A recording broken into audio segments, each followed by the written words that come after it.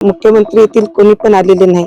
जास्त करून आपल्या इथलचे अशोकराव चव्हाण यांना पण या परिसराची माहिती आहे, तरी पण त्यांना असं भेट घ्यावा असं वाटली नाही। जेव्हा त्यांना निवडणूक पाहिजे तेव्हा ते भेटी घेतात आणि गल्लोगल्ली फिरतात, तेव्हाच आमच्या गल्लीत येतात ते।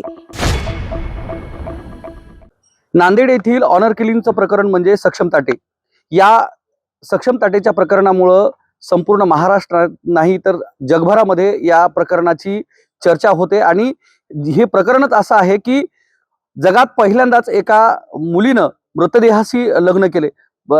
हे प्रकरण इतकं गंभीर आहे की आतापर्यंत या कुटुंबाला म्हणजे स्थानिकचे जे आमदार असतील, खासदार असतील किंवा नेते मंडळी असतील, ही नेते मंडळी अद्याप तरी या कुटुंबाला येऊन भेटली की नाही भेटली या संदर्भात सक्षम ताटेचं कुटुंबीय आता नांदेड येथील इतवारा पोलीस स्टेशन परिसरामध्ये आपण बाजूला पाहू शकता की हे इतवारा पोलीस स्टेशनचं उपविभागीय पोलीस अधिकारी कार्यालय आहे आणि सक्षम ताटेचं हे संपूर्ण कुटुंब या ठिकाणी आज आलेलं आहे। त्यांचा जबाब घेण्यासंदर्भात या ठिकाणी हे कुटुंब आलेलं होतं। सक्षमची आई इथं सोबत आहे, त्याची मावशी आहे, इथं त्याच्या परिवारातील मंडळी आहेत। आपण त्यांच्याशी बोलणार आहोत।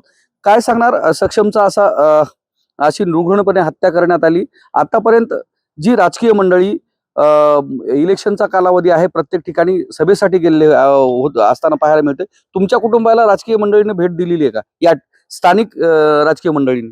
नाही ना सर, आम्हाला कोणीही पण भेट दिलेली नाही। आता आमच्यावर दुःख आहे तर त्यांनी कशाला आम्हाला भेट देतील? जेव्हा त्यांना मतदान पाहिजे, जेव्हा त्यांना निवडून आणायचं तेव्हा आमच्या घराला चक्रा मारतील ना ते। आतापर्यंत कोणता आमदार पण आलेला नाही आणि खासदार पण आलेला नाही। माजी मुख्यमंत्री अशोक चव्हाणांचा जिल्हा म्हणून हा ओळखला जातो आणि या जिल्ह्याचं पालकत्व ज्यांच्याकडे आहे तसे माजी मुख्यमंत्री अशोक चव्हाण येऊन गेलेत का? आता महापालिकेच्या निवडणुका सुद्धा तोंडावर, यांनी येऊन भेट दिलेली आहे कुटुंबाला? नाही ना, नाही दिलेली भेट त्यांनी। जेव्हा निवडणुका येतील तेव्हा भेट देतील ना सर त्यांनी, आता कशाला येतील? त्यांना बातम्या रोज पाहतात त्यांनी, तरी पण भेट दिलेली नाही आणि आले पण नाहीयेत। काय वाटतं, नेते मंडळी आलेले नाहीयेत, कुणी खासदार वगैरे आले या ठिकाणी? नाही, खासदार पण नाही आलेले। आमदार नाही आले ते खासदार कसे येतील? जेव्हा त्यांना निवडून मत पाहिजे आमचं तेव्हा येतील ना त्यांनी, आता कशाला येतील त्यांनी आमच्याकडे? हे जे प्रकरण आहे दोन म्हणजे हे नुसतं प्रेम प्रकरण नाही तर हे दोन जातीतील प्रकरण आहे। या संदर्भात येणं अपेक्षित होतं असं वाटतं की नाही तुम्हाला? काय अपेक्षा होती या नेत्यांकडून तुम्हाला? ते आम्हाला भेट देतील, आम्हाला थोडस नियोजन देतील, न्याय देतील अशी अपेक्षा होती। जेव्हा त्यांना आमच्याकडून अपेक्षा असते निवडून देण्याची ते त्यांचं खरं आहे, पण आता आमचं जे खरं आहे आमच्यावर एवढं दुःख कोसळले तेव्हा आम्हाला अपेक्षा होती त्यांनी येऊन भेटावं, पण आतापर्यंत कोणी पण आलेलं नाहीये।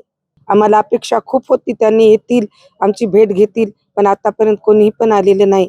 त्यांनी इतर जागी जाऊन बैठकी घेतात, जेव्हा निवडणुकी आल्या त्यांनी गावोगाव फिरतात, त्यांची मिटिंग घेतात, पण आता आमच्यावर वेळ आली, आता त्यांनी कोणी पण आले नाही। आम्हाला खूप अपेक्षा होती आमदार खासदार येतील, मुख्यमंत्री येतील, कोणी पण आलेले नाही।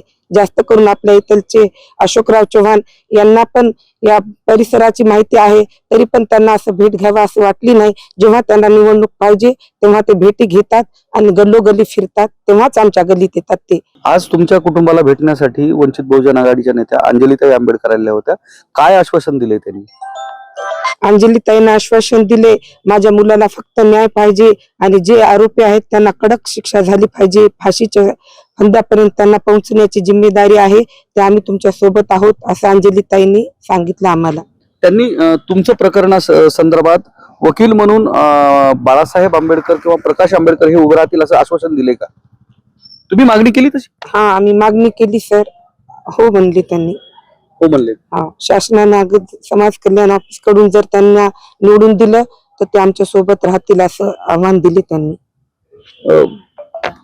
तुमची जी आंचल आहे तिच्या सुद्धा शिक्षणाची जिम्मेदारी उचलल्याचं माहिती आहे?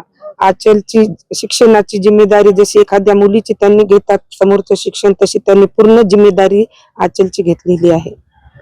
तर ही होती सक्षमची आई, तर इतरही तिचे कुटुंबीय सोबत आहेत। सक्षमची आत्या आपल्या सोबत आहे। काय सांगणार आता सक्षमच्या या ही जी दुर्दैवी घटना घडली, आज जवळपास एक 7-8 दिवस झालेले आहेत आणि नांदेड जिल्ह्यातील जी राजकीय मंडळी आहेत कुणी येऊन भेटले का?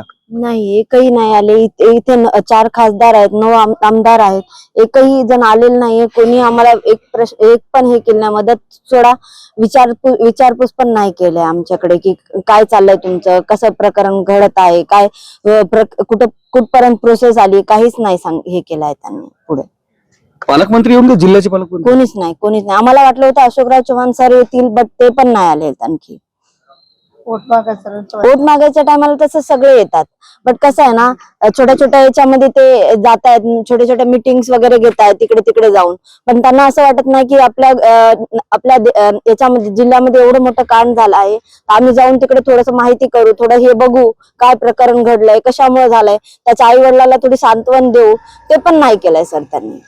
त्यांना काळजी असते की या समाजाची, की आम्ही हे आहोत म्हणून सगळे असे करतायत सर, गरीब आहोत म्हणून आमचं हे करतायत सर सगळेजण. तेच मोठ्याच्या घरी झालं असतं तर आतापर्यंत अशोकराव चव्हाण पोहोचले असते. पण आम्ही गरीब आहोत, पण आमचं एक मतासाठी त्यांनी येतात, पण आता विचारायसाठी आलेली नाही आहेत आमदार. जिल्ह्याचे पालकमंत्री हे अतुल सावे आहेत. अतुल सावे येऊन भेट दिली का?